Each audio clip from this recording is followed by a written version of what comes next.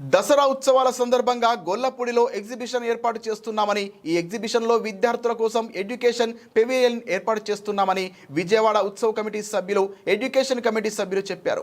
ఏ దేశంలో ఎలాంటి కోర్సులు అందిస్తున్నారనే సమాచారం విద్యార్థులకు ఉపయోగపడే విధంగా ఎడ్యుకేషన్ పెవిలియన్ ఏర్పాటు చేస్తున్నామన్నారు. పేద మధ్యతరగతి విద్యార్థులకు ఉపయోగపడే విధంగా ఈ ఎక్స్పో ఉంటుందని, విజయవాడ ఉత్సవ కార్యక్రమానికి విజయవాడ చుట్టుపక్కల ఉన్న ఇంజనీరింగ్ కాలేజీలకు ఆహ్వానం పలుకుతున్నామని అన్నారు. విజయవాడ ఉత్సవ్ గొల్లపూడి ఎక్స్పోలో ఎడ్యుకేషన్ పెవిలియన్ ఏర్పాటుపై విజయవాడ ఉత్సవ కమిటీ సభ్యులు, ఎడ్యుకేషన్ కమిటీ సభ్యులు మీడియాతో మాట్లాడారు. విజయవాడలో గత 12 ఏళ్లుగా ఎగ్జిబిషన్ నిర్వహించడం లేదన్నారు. దసరా ఉత్సవాల సందర్భంగా గొల్లపూడిలో ఎగ్జిబిషన్ ఏర్పాటు చేస్తున్నామని, ఈ ఎగ్జిబిషన్లో విద్యార్థుల కోసం ఎడ్యుకేషన్ పెవిలియన్ ఏర్పాటు చేస్తున్నామని చెప్పారు.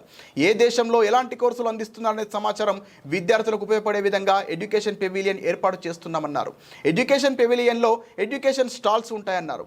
ఈ ఎడ్యుకేషన్ పెవిలియన్కి ముఖ్య అతిథిగా ఆంధ్ర, తెలంగాణ రాష్ట్రాల UK deputy high commissioner Gareth Wyn Owen రానున్నారని, ఎడ్యుకేషన్ పెవిలియన్లో దేశ విదేశాలకు చెందిన ప్రముఖ యూనివర్సిటీలు పాల్గొంటాయన్నారు.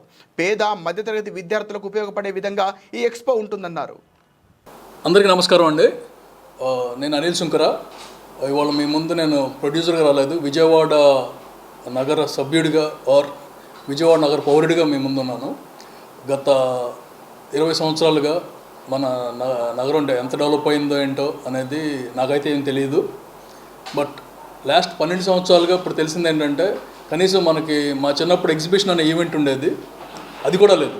అంత ముందు వరకు ఏంటంటే వేసవి సెలవుల్లో వస్తే ఎగ్జిబిషన్కి వెళ్ళొచ్చు అనేది ఉండేది, అది కూడా లేదు. కాబట్టి విజయవాడ ఎగ్జిబిషన్ అండ్ విజయవాడ ఉత్సవ్ ఇది ఈ నగరానికి మరింత శోభ తీసుకొచ్చే విధంగా దసరా ఉత్సవాలు ఎప్పుడు మనం చేసుకునేవాళ్ళం, ఆ దసరా ఉత్సవాలను విజయవాడ ఉత్సవాలుగా మరింత ప్రాముఖ్యతతో, మరింత విజయవంతంగా అందరూ పాల్గొనేటట్టు, అంటే నగర పౌరులు అందరూ పాల్గొనేటట్టు చేస్తున్నాము. ఇందులో భాగంగానే అక్కడ ఎగ్జిబిషన్లో ఎడ్యుకేషన్ పెవిలియన్ పెడుతున్నామండి. ఈ ఎడ్యుకేషన్ పెవిలియన్లో మొత్తం నగర పిల్లలు, ఇంజనీరింగ్ స్టూడెంట్స్, ఎవ్రీవన్ ఇన్ఫర్మేషన్ కానీ, తర్వాత వాళ్ళ అవకాశాలు కానీ, విద్యా అవకాశాలు ఏ విధంగా ఉంటాయి, ఫారెన్ వెళ్ళాలంటే ఏ విధమైన అవకాశాలు ఉంటాయి, ఇక్కడ ఏ విధంగా ఎంటర్ప్రెన్యూర్షిప్ అవకాశాలు ఉంటాయి, ఇలాంటివన్నీ కూడా స్టాల్స్ అరేంజ్ చేస్తున్నాము. అలా స్టాల్సే కాకుండా ఎవ్రీడే ఏదో ఒక ఈవెంట్ జరుగుతూ ఉంటుంది ఎడ్యుకేషన్కి సంబంధించి. అంటే ఏ ప్రాముఖ్యత ఏంటి, రోబోటిక్స్తో ఏం చేయగలం, ఇలాంటిది రోజుకొక. నమస్కారం అండి. ఈరోజు ఇక్కడ విజయవాడ ఉత్సవ్ ఈవెంట్ సందర్భంగా నేను డాక్టర్ అరసవిల్లి అరవింద్ గారి తరఫున మాట్లాడుతున్నాను. సో ఈ విజయవాడ ఉత్సవ్ ఈవెంట్ మెయిన్ ఉద్దేశం ఏంటంటే, విద్యార్థులకి ఇందాక చెప్పినట్టుగా విద్యార్థులకి వాళ్ళ భవిష్యత్తు, అంటే వాళ్ళ ఫ్యూచర్ ఎలా ఉండాలి, ఎలా వెళ్తే బాగుంటాయి అనే దానిపైన ఈ విజయవాడ ఉత్సవ్లో ఎడ్యుకేషన్ ఎక్స్పో అనేది కండక్ట్ చేయడం జరుగుతుంది. సెప్టెంబర్ 22 టు నవంబర్ 16 వరకు విజయవాడ ఎక్స్పో గ్రౌండ్స్లో గొల్లపూడిలో జరుగుతుంది. ఇందులో మన ఆంధ్రప్రదేశ్ అనే కాకుండా వివిధ స్టేట్స్ నుంచి యూనివర్సిటీస్ కూడా పాల్గొనడం జరుగుతుంది. మన ఇండియన్ యూనివర్సిటీసే కాకుండా యూకే, అమెరికా లాంటి దేశాల నుంచి కూడా యూనివర్సిటీ వాళ్ళు అక్కడ వచ్చి స్టాల్ పెట్టుకోవడం జరుగుతుంది. దీనివలన అంటే డబ్బులున్న వాళ్ళు ఎక్కడికి వెళ్ళినా సరే ఏదైనా నేర్చుకోగలరు, ఏదైనా రీసెర్చ్ చేసుకోగలరు, ఎక్కడికైనా పోగలరు. మెయిన్ ఉద్దేశం ఏంటంటే మిడిల్ క్లాస్ పీపుల్, అంటే బ్యాక్వర్డ్ క్లాస్ పీపుల్ ఉంటారు. సో రైతుల నుంచి, అంటే అగ్రికల్చర్ బ్యాక్గ్రౌండ్ నుంచి వచ్చి వాళ్ళు వేరే సిటీకి వెళ్ళి తెలుసుకునేంత అవకాశాలు వాళ్ళకు ఉండవు. అలాంటి ఉద్దేశంతో సో ప్రతి విద్యార్థి యొక్క తల్లిదండ్రికి విద్య యొక్క ఉన్నతి ఏంటి, విద్యా ప్రమాణాలు ఎలా ఉండాలి, ఉంటే మన రాష్ట్రంలోనే చదువుకుంటే ఎలా ఉంటుంది, బయటికి వెళ్తే ఎలా ఉంటుంది ఎంతరు.